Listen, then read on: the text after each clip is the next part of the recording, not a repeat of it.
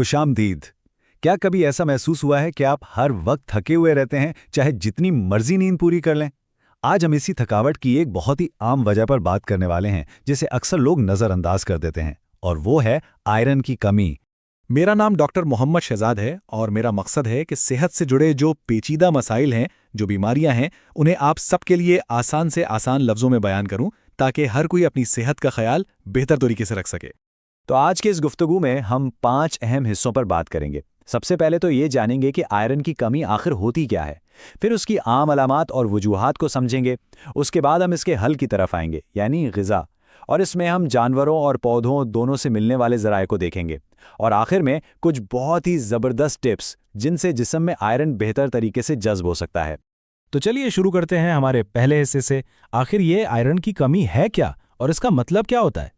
बिल्कुल सादा लफ्ज़ों में समझें तो आयरन की कमी का अनीमिया एक ऐसी हालत है जिसमें हमारे खून के अंदर जो सेहतमंद सुर्ख खुलिये होते हैं उनकी तादाद कम हो जाती है। और ऐसा क्यों होता है? क्योंकि जिस्म में आयरन की मिकदार पूरी नहीं होती। लेकिन यहाँ सवाल ये पैदा होता है कि आखिर हमारे जिस्म के लिए ये आयरन इतना ज़रूरी है ही क्यों? देखिए, आयरन हमारे जिस्म में एक सुपर हीरो की तरह है। इसका सबसे बड़ा काम है हीमोग्लोबिन बनाना। अब ये हीमोग्लोबिन क्या है? समझेंगे, ये हमारे खून में एक डिलीवरी ट्रक है जो फेफड़ों से ऑक्सीजन लोड करता है और जिस्म के कोने कोने तक पहुंचाता है। अगर ये ट्रक ही नहीं होगा तो हमारे जिस्म के हिस्सों को ऑक्सीजन और तवानाई कैसे मिलेगी? इसीलिए आयरन हमारी जिस्मानी नशोनुमा, पट्ठों की सेहत और ख़ास तौर पर बच्चों के दिमाग की डेवलपमेंट के लिए बेहद ज़रूरी है। ठीक है, अब जब हम जान गए हैं कि आयरन क्यों ज़रूरी है, तो आइए देखते हैं कि जब इसकी कमी होती है तो जिस्म क्या इशारे देता है और उसकी वजूहात क्या हो सकती हैं। आयरन की कमी की सबसे मुश्किल बात यह है कि इसकी अलामात बहुत आम होती हैं और हम इन्हें अक्सर रोज़मर्रा की थकावट समझकर नज़रअंदाज कर देते हैं।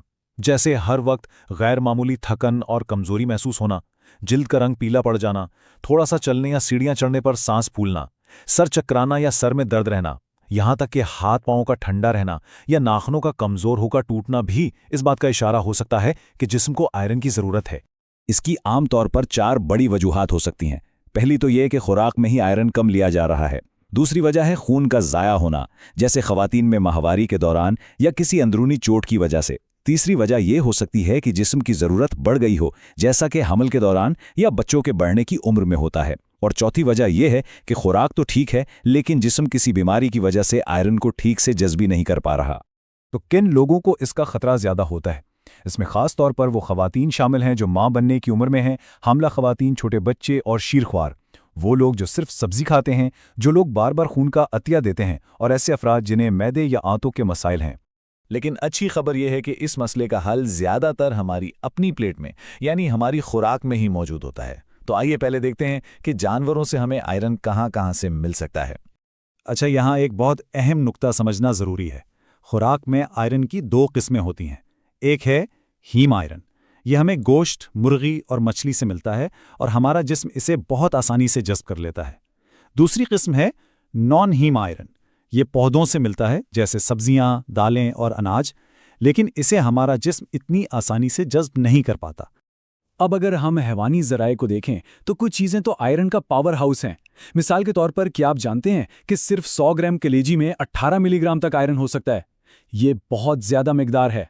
इसके अलावा बड़ा गोश्त और बकरे का गोश्त भी आयरन हासिल करने के बेहतरीन ज़राए हैं। और अगर समुद्री गज़ा की बात करें तो सीपिया, जिन्हें ऑयस्टर्स कहते हैं, और क्लैम्स, ये तो आयरन का खजाना है। 100 ग्राम में 12 मिलीग्राम तक आयरन मिल सकता है। सार्डिन मछली और झींगे भी बहुत अच्छे ऑप्शंस हैं। लेकिन अगर कोई गोश्त नहीं खाता तो परेशानी की कोई बात नहीं। पौधों की दुनिया भी आयरन के खजानों से भरी हुई है। चलिए अब नबाताती ज़राए पर एक नज़र डालते हैं।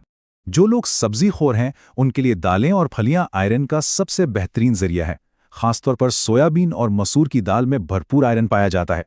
सिर्फ आधा कप पकी हुई दाल से आपको 3 मिलीग्राम से ज़्यादा आयरन मिल सकता है। सब्जियों में गहरे हरे पत्तों वाली सब्जियां जैसे पालक सबसे आगे हैं। 1 कप पकी हुई पालक में 6 मिलीग्राम से भी ज़्यादा आयरन हो सकता है। इसके अलावा मटर और ब्रोकली भी बहुत अच्छे ज़राए हैं। और हल्की फुल्की भूख के लिए गिरीदार मेवे और बीज तो हैं ही। खास तौर पर काले तिल आयरन से भरपूर होते हैं। सिर्फ 1 खाने के चम्मच काले तिल में 2 मिलीग्राम आयरन होता है। अच्छा जी, अब आते हैं सबसे अहम हिस्से की तरफ, आयरन वाली ग़िज़ाएं खाना एक बात है, लेकिन इस बात को यकीनी बनाना कि हमारा जिस्म इसे ठीक से जज़्ब भी करे, ये उससे भी ज़्यादा ज़रूरी है। आयरन से भरपूर फायदा उठाने के लिए ये 4 सुनहरी उसूल याद रखें। पहला, अपने खाने में विटामिन सी वाली कोई ना कोई चीज़ ज़रूर शामिल करें। दूसरा, अगर मुमकिन हो तो जानवरों और पौधों वाले आयरन को मिलाकर खाएं। तीसरा, खाने के फौरन पहले या बाद में चाय या कॉफ़ी से परहेज़ करें, क्योंकि ये आयरन के जज़्ब को रोकते हैं। और चौथा, अपनी खुराक में वैरायटी रखें ताकि मुख्तलिफ ज़राए से आयरन मिलता रहे। तो विटामिन सी इतना अहम क्यों है? क्योंकि ये खास तौर पर पौधों से मिलने वाले नॉन हीम आयरन को जज़्ब करने की सलाहियत कई गुना बढ़ा देता है। तो बस एक छोटी सी आदत अपनाएं, अपनी दाल या सब्जी पर नींबू निचोड़ लें या खाने के साथ टमाटर और शिमला मिर्च का सलाद खा लें। ये छोटा सा कदम बहुत बड़ा फर्क ला सकता है। तो चलिए आज की गुफ्तगू के अहम तरीन नुकात को एक बार फिर दोहरा लेते हैं। पहली बात, आयरन हमारे जिस्म में तवानाई और ऑक्सीजन पहुंचाने के लिए बेहद ज़रूरी है। दूसरी बात, थकावट, जर्द जिल्द और सर चकराने जैसी अलामत को मामूली ना समझें। तीसरी बात, अपनी खुराक में हैवानी और नाबाताती यानी हीम और नॉन हीम दोनों किस्म के आयरन शामिल करें। और चौथी और सबसे अहम बात, पौधों से मिलने वाले आयरन को हमेशा विटामिन सी के साथ मिलाकर खाएं। तो अब ये आप पर है। अपनी तवानाई और सेहत को वापस पाने के लिए आज से आप अपनी खुराक में कौन सी एक छोटी सी तब्दीली लाने का इरादा करते हैं, चाहे वो सलाद पर थोड़ा सा नींबू निचोड़ना हो या अपनी चाय पीने का वक्त बदलना हो। इस बारे में ज़रूर सोचिएगा, क्योंकि अच्छी सेहत का आगाज़ छोटे छोटे कदमों से ही होता है।